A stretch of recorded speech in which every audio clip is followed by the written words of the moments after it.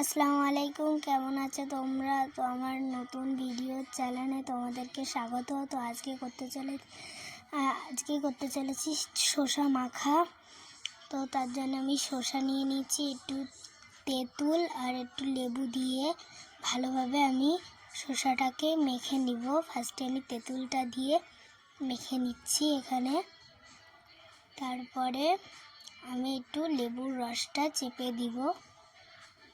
আমি এখানে টক খাবো বলে আর স্পাইসি খাবো বলে, ঝাল ঝাল খাবো বলে, তার জন্য আমি লেবুটা ইউজ করেছি আর চিলি সসটা ইউজ করেছি।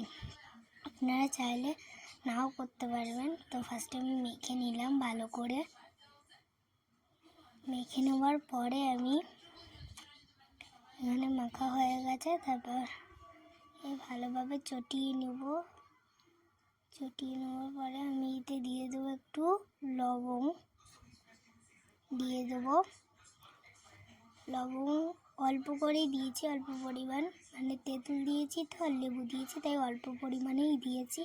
আর এখানে চিলি সস দিয়ে দিচ্ছি, দিয়ে আবার ভালো করে মাখিয়ে নিব। বললাম না একটু ঝাল ঝাল খাবো, তার জন্যই তো চিলি সসটা দিয়েছি। দেওয়ার পরে আমি এখানে ভালো করে মাখিয়ে নিচ্ছি। আর আমি খেয়ে বলবো যে কেমন হয়েছে। চলো খেয়ে দেখা যাক কেমন হয়েছে। চলো এবার দেখা যাক। চলো, সত্যি বলছি এটা কিন্তু দারুণ হয়েছে, টক টক ঝাল ঝাল, দারুণ হয়েছে। তোমরা বাড়িতে বানিয়ে খাও।